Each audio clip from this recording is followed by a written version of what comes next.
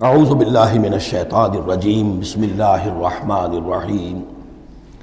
اب اس صورت کے آخری آیات ہیں، اور میں چونکہ اب ابتدا میں جس قدر اہتمام کے ساتھ یہ جوڑوں کا تعلق بیان کر رہا تھا، چونکہ میں نے محسوس کیا کہ رفتار تیز ہونی چاہیے، اس میں کچھ کمی کر دی ہے۔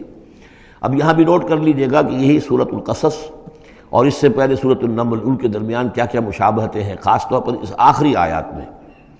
فرمایا تلک الدار الآخرۃ نجعلھا للذین لا یریدون علوا فی الارض ولا فسادا، یہ جو آخرت کا گھر ہے یہ ہم نے ریزرو کیا ہے ان لوگوں کے لیے کہ جو زمین میں اپنی بڑائی، اپنا اقتدار نہیں چاہتے، اپنی بلندی نہیں چاہتے اور نہ فساد چاہتے۔ وہ اللہ کے دین کی سربلندی کے لیے محنت کر رہے ہیں، اس کے نتیجے میں ہو سکتا ہے کہ اللہ تعالیٰ انہی کو ذمہ داری دے دے حکومت کی، لیکن وہ طالب نہیں ہے حکومت کے، وہ اپنی سربلندی کے طالب نہیں ہے۔ اس سے زمین و آسمان کا فرق ہے کہ ایک ہے کہ آپ کسی نظریے کے لیے کام کر رہے ہیں۔ اب نظریے میں اگر آپ کی جد و جہد ہے، انقلاب میں آپ کامیاب ہو گئے تو ظاہر بات ہے کہ پھر انقلاب کے بعد ذمہ داری سنبھالنی پڑے گی۔ محمد رسول اللہ صلی اللہ علیہ وسلم ہی کو مدینے کی اس چھوٹی سی شہری ریاست جو وجود میں آئی تھی، آخر اس کی ذمہ داری سنبھالنی پڑی، حالانکہ آپ خدا نہ خواستہ کوئی اقتدار کے طالب یا اقتدار کے بھوکے تو نہیں ہو سکتے تھے، لیکن یہ ہے کہ طلب جو ہے وہ اللہ جانتا ہے دل میں کس کے طلب ہے۔ اگر کوئی ذاتی طور پر اقتدار کا خواہاں ہے اور چاہتا ہے کہ میرا نام اونچا ہو جائے اور مجھے اختیار مل جائے اور میرا اقتدار ہو، تو وہ شخص اللہ تعالیٰ کے ہاں ڈسکوالیفائی ہو جاتا ہے۔ یہ پھر اللہ کے گھر کے لیے نہیں ہے۔ اللہ کا گھر جو ہے تلک الدار الآخرہ، یہ تو ہم نے رکھا ہوا ہے خاص طور پر مخصوص کر کے، ریزرو کر کے، للذین لا یریدون علوا فی الارض، جو زمین میں اپنے اقتدار کے خواہاں نہیں ہیں، ولا فسادا، نہ زمین میں فساد بچانا چاہتے ہیں، والعاقبۃ للمتقین، اور عاقبت یعنی پچھلا گھر جو ہے، عاقبت کی پچھلی زندگی جو ہے یقیناً یہ اہل تقویٰ کے لیے، اس کی بھلائیاں، اس کے محاسن، اس کا عیش اور آرام وہ اللہ تعالیٰ نے اپنے متقی بندوں کے لیے خاص کیا ہے۔ من جاء بالحسنۃ فلہ خیر منہا، یہ آیت میں آئی ہے سورہ نمل کے بھی آخری حصے میں۔ جو کوئی شخص کوئی نیکی لے کر آئے گا تو اسے بدلہ ملے گا اس سے بہتر۔ ومن جاء بالسیئۃ، اور جو کوئی بدی لے کر آئے گا فلا یجزی الذین عملوا السیئات الا ما كانوا یعملون، تو وہ لوگ کہ جو ان برائیوں کا ارتکاب کر رہے ہیں انہیں بدلہ نہیں دیا جائے گا مگر وہی جو کچھ کہ وہ کر کے لائے۔ مطلب یہ کہ اللہ تعالیٰ کی طرف سے اضافہ نہیں ہوگا، جتنے جرم کیے ہیں اتنی ہی سزا، لیکن اہل ایمان اور اہل صلاح جو ہیں ان کی نیکیوں میں اللہ تعالیٰ 10 گنا دے، 700 گنا دے، اس سے بھی بڑھا دے، یضاعف لمن یشاء، تو یہ اللہ تعالیٰ کی مرضی ہے، جتنا چاہتا ہے دیتا، خیر منہا، بہرحال جو کچھ کر کے لے جاؤ گے اس سے بہتر ملے گا۔ لا یجزی الذین عملوا السیئات الا ما كانوا یعملون، انہیں وہی کچھ ملے گا جو کچھ کہ وہ عمل کر کے لائے تھے۔ ان الذی فرض علیک القرآن لرادک الی معاد، سورہ نمل میں آیا تھا کہ مجھے وَأُمِرْتُ أَنْ أَتْلُوَ الْقُرْآنَ، مجھے تو حکم دیا گیا میں قرآن سناتا رہوں، قرآن پڑھ کر تمہارے سامنے میں قرآن کے ذریعے سے انذار اور تبشیر اور قرآن کی تبلیغ اور قرآن کے ذریعے سے تذکیر اور قرآن کے ذریعے سے تمہارے جو نفسیاتی اور روحانی روگ ہیں ان کی شفا کے لیے میں کوشش کرتا رہوں۔ میرا کام تو یہ ہے، ان اتلو القرآن، مجھے حکم دیا گیا میں قرآن کی تلاوت کرتا رہوں، تلاوت پڑھ کر قرآن تمہیں سناتا رہوں۔ اب یہاں اسی کو تعبیر کیا، ان الذی فرض علیک القرآن، اے نبی جس ہستی نے آپ پر اس قرآن کی ذمہ داری ڈال دی ہے، اس کی تبلیغ آپ کے لیے فرض تھی، جیسے کہ ہم سورہ مائدہ میں آج پڑھا ہے، یا ایھا الرسول بلغ ما انزل الیک من ربک وان لم تفعل فما بلغت رسالتہ، اس قرآن کی تبلیغ کرنا آپ پر فرض ہے۔ اور جیسا کہ میں آپ کو بتا چکا ہوں، پھر آپ نے امت کے حوالے کر دی کہ اب امت کے فرض ہے۔ فَلْيُبَلِّغِ الشَّاهِدُ الْغَائِبَ، فَلْيُبَلِّغ یہ فعل امر ہے، اب لازم ہے کہ وہ پہنچائیں جو یہاں ہیں ان کو، جو یہاں نہیں ہے۔ اس طریقے سے یوں سمجھیے کہ ایک سلسلہ جو ہے وہ شروع کر دیا گیا، لیکن یہاں فرمایا جا رہا ہے اے نبی ان الذی فرض علیک القرآن، جس ہستی نے آپ پر یہ قرآن فرض کیا ہے، جس ہستی نے آپ پر قرآن کی ذمہ داری عائد کی ہے۔ یہی ذمہ داری اصل میں پھر جو ہم میں سے ہر ایک پر آتی ہے وہی ہے جو میرے کتابچے میں نے وضاحت کے ساتھ بیان کی ہے کہ وہ 5 ذمہ داریاں ہیں۔ اللہ قرآن پر ایمان جیسا کہ ایمان کا حق ہے، قرآن کی تلاوت جیسے کہ تلاوت کا حق ہے، قرآن کو سمجھنا جیسے کہ سمجھنے کا حق ہے، قرآن پر عمل جیسے کہ عمل کا حق ہے، پھر قرآن کی تبلیغ، قرآن کو عام کرنا۔ ان الذی فرض علیک القرآن لرادک الی معاد، وہ یقین آپ کو لوٹا لے جائے گی وہ ہستی، وہ اللہ جس نے آپ پر یہ قرآن کی ذمہ داری ڈالی ہے، تبلیغ قرآن کا فریضہ آپ کے کاندھوں پر رکھا ہے، وہ یقیناً آپ کو پہنچائے گا بہت اچھی جگہ لوٹنے کی۔ معاد عاد یعود سے اس میں ظرف ہے، لوٹنا، لوٹنے کی جگہ۔ اب معاد سے مراد آخرت عام طور پر ہے، ایمان بالرسالت، ایمان باللہ، ایمان بالمعاد، ایمان بالآخرہ کو ایمان بالمعاد بھی کہا جاتا ہے۔ لیکن اس کے بارے میں بعض روایات ایسی ملتی ہیں کہ اس کا شان نزول یہ ہے کہ حضور صلی اللہ علیہ وسلم جب ہجرت کے سفر پر نکلے ہیں مکے سے، تو جو عام راستہ تھا اس سے ہٹ کر آپ نے، چونکہ اندیشہ تھا اور واقعہ تھا کہ تعاقب ہو رہا تھا، تلاش کیا جا رہا تھا، 3 دن رات تو آپ غار ثور میں روپوش رہے، پھر آپ نے ایک بڑا ہی سخت راستہ اختیار کیا تھا کہ جو پہاڑی راستہ تھا جو گزر رہا تھا، جس پر کہ کوئی انسان جاتا نہیں تھا، لیکن کچھ آگے چل کر وہ راستہ جو ہے وہ پھر اس مین راستے سے جا کر مل گیا۔ یوں سمجھیے یہ راستہ جا رہا تھا مین، کہ جو مکے سے مدینے کا تھا، حضور نے ایک اور راستہ اختیار کیا، لیکن کچھ عرصے کے بعد وہ راستہ جا کر اس راستے کے ساتھ مل گیا۔ جہاں ملا، اب آپ خود سوچئے کہ وہاں ایک ایسی سچویشن آ گئی کہ حضور ایک ٹی پر کھڑے ہوئے ہیں، اب داہنی طرف جاتے ہیں تو مدینہ ہے اور بائیں طرف جاتے ہیں تو مکہ ہے۔ اس وقت حضور کے دل میں ایک ہوک سی اٹھی ہے، اس لیے کہ جب آپ مکے سے روانہ ہوئے تھے تب بھی روایات میں آیا ہے کہ آپ کعبے سے لپٹ کر آپ نے یہ کہا تھا کہ بیت اللہ مجھے تجھ سے بڑی محبت ہے، لیکن میں کیا کروں، یہاں کے لوگ مجھے یہاں رہنے نہیں دے رہے۔ تو گویا کہ کعبے سے یہ جدائی تو آپ پر شاہ گزر رہی تھی۔ اب جب وہ آپ چند دن کا سفر کر کے اور چند دن وہ غار ثور میں روپوش ہونے کے بعد جب پہنچے ہیں، اب ایسی جگہ پہنچے کہ جہاں سے اگر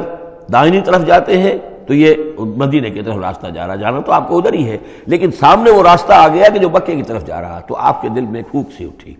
اس وقت اللہ تعالیٰ نے آپ کے اطمینان کے لیے یہ آیت نازل کی کہ آپ گھبرائیے نہیں، مکے میں ہم آپ کو لوٹا کے لے آئیں گے، آپ یہیں پہنچیں گے، بڑی شان سے پہنچیں گے۔ اس وقت تو آپ کو نکلنے کے لیے جو ہے روپوش بھی ہونا پڑا ہے، آپ کا تعاقب بھی ہو رہا ہے، پھر وقت آئے گا کہ آپ ایک فاتح کی حیثیت سے داخل ہوں گے۔ تو یہ بھی اس کی ایک روایت چونکہ ہے تو یہ مفہوم بھی اس میں نکل سکتا ہے، لیکن عام طور پر یہ ہے، اس سے مراد میرے نزدیک یہی ہے کہ آپ کے لیے جیسے کہ سورۃ الضحیٰ میں کہا گیا ہے وَلَلْآخِرَةُ خَيْرٌ لَكَ مِنَ الْأُولَىٰ، اے نبی آپ کے لیے آخرت جو ہے اس دنیا سے کہیں بہتر ہے، لہذا آپ کے لیے تو یوں سمجھیے کہ جو اللہ لوٹا کر آپ کو لے جائے گا معاد میں، تو وہ معاد آپ کے لیے معادن، یہ گویا کہ یہ تفخیم کے لیے ہے نکرہ، بہت عمدہ جگہ لوٹانے کی، جس کے لیے یہ بھی کہا گیا عسیٰ ان یبعثک ربک مقاما محمودا، وہاں پر جو آپ کو مقام ملنا ہے مقام محمود، اور جو جنت حضور کی ہوگی جس کا کیا تصور کوئی کر سکتا ہے، تو ادھر اشارہ ہے۔ ان الذی فرض علیک القرآن رادک الی معاد قل ربی اعلم من جاء بالہدی، کہہ دیجئے کہ میرا رب خوب جانتا ہے کہ کون ہدایت لے کر آیا، کون راہ کی سوجھ لے کر آیا، کون ہدایت لے کر آیا، ومن هو فی ضلال مبین، اور کون وہ ہے کہ جو کھلی گمراہی میں پڑا ہوا ہے۔ وما کنت ترجو ان یلقی الیک الکتاب، اور اے نبی آپ کو تو کوئی توقع نہیں تھی کہ آپ کو کتاب دی جائے گی، کتاب القا کی جائے گی۔ یہی بات آئی ہے سورہ نمل کے اندر بھی وَإِنَّكَ لَتُلَقَّى الْقُرْآنُ مِن لَّدُنْ حَكِيمٍ حَلِيمٍ، یہ قرآن تو آپ کو دیا گیا ہے، ایسا نہیں ہے کہ آپ متوقع تھے، آپ چاہتے تھے، آپ کو چلہ کشی کر رہے تھے کہ کوئی مجھے بھی کوئی روحانیت حاصل ہو جائے اور کوئی غیب کی میں تعلیم غیب کی معلومات حاصل کر لوں، معاذ اللہ آپ کا تو مزاج ہی وہ نہیں تھا۔ ایک بہت ہی یوں سمجھیے شریف انسان اور ایک شریف تاجر، اسی لیے حضور نے فرمایا تاجر الصدوق الامین مع النبیین والصدیقین والشہداء، وہ تاجر کو بالکل سچا ہو، جھوٹ کی آمیزش نہ ہونے دے، اور امین ہو، امانت دار ہو، اس کا رتبہ جو ہے وہ تو انبیاء اور صدیقین اور شہداء کے ساتھ ہے، اس جماعت میں شریک ہوگا وہ۔ تو حضور کی زندگی وہ تھی، لہذا یہاں فرمایا ہے کہ وما کنت ترجو، آپ تو کوئی امیدوار نہیں تھے، نہ آپ کو یہ توقع تھی کہ آپ پر یہ کتاب اتاری جائے گی، الا رحمۃ من ربک، یہ تو اللہ کی رحمت ہوئی ہے، اس کی مہربانی ہے کہ آپ کو اس نے چنا ہے، پسند کیا ہے، اور آپ کو اللہ تعالیٰ نے یہ کتاب عطا فرمائی۔ فلا تکونن ظہیرا للکافرین، تو آپ کافروں کے پشت پناہ نہ بنے۔ اس میں اشارہ ہو رہا ہے اصل میں، جیسے کہ ہم پڑھ چکے ہیں سورہ نساء کے اندر کہ اے مسلمانوں، گویا کہ یہ بات کہی گئی تھی کہ تم اپنی عصبیت اور قبائلی عصبیت کی وجہ سے، تمہارا ایک شخص ہے منافق ہے، اس نے وہ چوری بھی کی تھی، اب تم اس کی پشت پناہی کر رہے ہو اور سارا کا سارا الزام یہودی پر ڈالنا چاہ رہے ہو، تو یہ عصبیت جاہلیت ہے۔ یہاں ذکر کیا جا رہا ہے فلا تکونن ظہیرا للکافرین۔ اب ظاہر بات ہے کہ حضور جب مکے میں دعوت دے رہے ہیں تو اب رشتے جو ہیں وہ کٹ رہے ہیں، گویا کہ ابو لہب سگا چچا ہے لیکن دشمنی کی انتہا کیے ہوئے ہیں۔ تو یہ جو آپ نے فرمایا، اب آپ اپنے رشتوں کو ان کافرین کے ساتھ، اب آپ اپنے تعلقات کو کوئی اہمیت نہ دیں، ان کے ساتھ کسی عصبیت کا کوئی اگر اثر کہیں ہو بھی، کہیں اگر کوئی یعنی بہت ہی ادنا سا خفیف سا بھی شائبہ اگر دل میں ہو تو اس کو بھی آپ نکال دیجئے۔ یہی لفظ کہے تھے حضرت موسیٰ علیہ السلام نے جب وہ قبطی مارا گیا تھا ان کے ہاتھوں، کہ جب اللہ تعالیٰ نے توبہ قبول کر لی کہ میں کبھی بھی ابھی کسی کافر کا اور کسی ایسے شخص کا، میں ظالم کا ظہیر نہیں بنوں گا، پشت پناہ نہیں بنوں گا، تو وہی حکم حضور کو دیا جا رہا ہے۔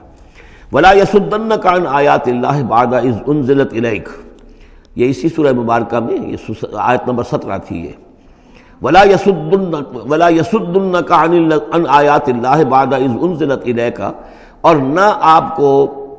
برگشتہ کر سکیں، روک سکیں، آپ کے رخ کو موڑ دیں اللہ کی آیات سے، بعد اذ انزلت الیک، جبکہ وہ آپ پر نازل کر دی گئیں، وَدْعُ إِلَىٰ رَبِّكَ، یعنی یہ آپ کے کنبے والے، قبیلے والے، آپ کے یہ قریش جو ہے جو آپ ہی کے قبیلے کے لوگ ہیں، اگر آپ ان کے ساتھ کوئی اپنا بھائی چارہ رکھیں گے اور کوئی ان کے ساتھ تعلق قلبی جو ہے استوار رکھنے کی کوشش کریں گے، اگر کسی درجے میں بھی یہ قبائلیت جو ہے آپ کے اندر رہی تو یہ روک دیں گے پھر آپ کو، یہ تو پھر اس سے استعمال کریں گے اور اس کی بنا پر جو ہے وہ پریشرائز کرنے میں آپ کو کامیاب ہو جائیں گے کہ وہ آپ کو قرآن مجید کی جو آیات آپ پر نازل ہو رہی ہیں ان سے برگشتہ کر دیں۔ وَلَا يَصُدُّنَّكَ، اور نہ کرنے پائیں آپ کو برگشتہ اللہ کی آیات سے، بعد اذ انزلت الیک، اس کے بعد کہ وہ آپ پر نازل کر دی گئی ہیں، وَدْعُ إِلَىٰ رَبِّكَ، اور اپنے رب کی طرف دعوت دیتے رہیے، وَلَا تَكُونَنَّ مِنَ الْمُشْرِكِينَ، اور دیکھیے شرک سب سے گھناؤنا جرم ہے تو اس کا کوئی شائبہ بھی اپنے قریب مت آنے دیجیے۔ وَلَا تَدْعُ مَعَ اللَّهِ إِلَٰهًا آخر، جیسا کہ میں نے بار بار عرض کیا ہے، اس میں خطاب تو ہوتا ہے بظاہر حضور سے واحد کے صیغے میں، لیکن یہ کہ یہ خطاب صرف حضور سے نہیں ہے بلکہ اصلاً اس کے مخاطب مسلمان ہیں حضور کے وساطت سے۔ وَلَا تَدْعُ مَعَ اللَّهِ إِلَٰهًا آخر، اور مت کسی کو پکارو اللہ کے ساتھ کسی اور الہ کو، لا الہ الا ہو، اس کے سوا کوئی معبود نہیں ہے، کل شیء ہالک الا وجہہ، ہر شے فنا میں ہے یا فنا ہو جائے گی سوائے اس کا چہرہ۔ اب یہ کہ اللہ کا چہرہ کون سا ہے، اور یہ کہ اگر اللہ کا چہرہ جو ہے صرف اس کے لیے فنا نہیں تو کیا اللہ کے لیے کوئی باقی اعضاء بھی ہیں، ان کے لیے فنا ہے؟ معاذ اللہ ثم معاذ اللہ۔ یہ آیات جیسا کہ میں نے عرض کیا کہ اللہ کی ذات سے متعلق ہوں، عالم برزخ سے متعلق ہوں، عالم غیب اور عالم آخرہ کی، ان کے بارے میں بس جتنا کچھ بتا دیا ہے اس کے اوپر اکتفا کی جائے، اس سے آگے منطق کے حوالے سے اس کا جو ہے لازم اور ملزوم کے ایک ایک قدم بڑھاتے نہ جائیں تو اس میں یہ ہے کہ انسان جو پھر غلط راستے پر پڑ جائے گا۔ العجز عن درک ذات ادراکو، حضرت ابوبکر صدیق نے فرمایا تھا اللہ تعالیٰ کی ذات تو وہ ہے کہ جب انسان یہ سمجھ لے کہ میں اس کی ذات کو نہیں سمجھ سکتا، بس یہی ادراک ہے، یہی معرفت ہے کہ اللہ کی ذات جو ہے وراء الورا ثم وراء الورا ثم وراء الورا۔ یہ الفاظ شیخ احمد سرہندی جن کو ہم مجدد الفسانی رحمۃ اللہ علیہ کے نام سے جانتے ہیں، وہ اپنے خطوط میں مکاتیب میں انہوں نے بار بار یہ الفاظ کہے، ذات باری تعالیٰ وراء الورا ثم وراء الورا ثم وراء الورا، اس کا کوئی تصور کسی انسان کے لیے ممکن نہیں ہے۔ لیکن یہ کہ ہر شے ہلاک ہو جانے والی ہے سوائے اللہ کے چہرے کے، ظاہر بات ہے کہ ہر شے کے لیے فنا ہے، اور یہاں پہ اکثر لوگوں نے پھر اس منہ سے مراد لیا پوری ہستی، جیسے کہ ہم بھی کسی کے منہ دیکھو کہ یہ کام کر رہا ہے تو گویا کہ کسی کے لیے، کسی کے رضا جوئی کے لیے کر رہا ہے، تو اس اعتبار سے گویا کہ ذات باری تعالیٰ تو ہے کہ جو ہمیشہ قائم رہنے والی ہے، اور یہاں اس کے چہرے سے مراد اس کی پوری ذات ہے۔ باقی جو کچھ ہے، اب جو ہمارے ہاں صوفیہ ہیں جو وحدت وجود کے قائل ہیں وہ تو اب بھی سمجھتے ہیں کہ باقی جو کچھ ہے وہ ہے ہی نہیں، معدوم کے درجے میں ہے، اس کی کوئی حقیقت نہیں ہے۔ کل ما فی الکون وہم او خیال او وقوس فی المرایا او ظلال، جو بھی کچھ اس کائنات کے اندر ہے اللہ کی ذات کے سوا یا تو وہ وہم ہے، کل ما فی الکون وہم او خیال او وقوس فی المرایا، یا جیسے کہ شیشوں میں عکس نظر آتے ہیں، آئینہ قد آدم ہے، آپ اس کے سامنے کھڑے ہیں تو آپ پیچھے بھی نظر آ رہے ہیں، اس کے ہیں تو نہیں آپ وہاں، جو جیسے کہ شیشے میں عکس ہوتا ہے کہ اس کا وجود کوئی نہیں، اسی طریقے سے یہ کائنات جو ہے اپنی اصل کے اعتبار سے معدوم کے درجے میں ہے۔ اور پھر یہ کہ یہ بھی ہمارا عقیدہ ہے کہ ہر شے فنا ہو جائے گی۔ لہ الحکم،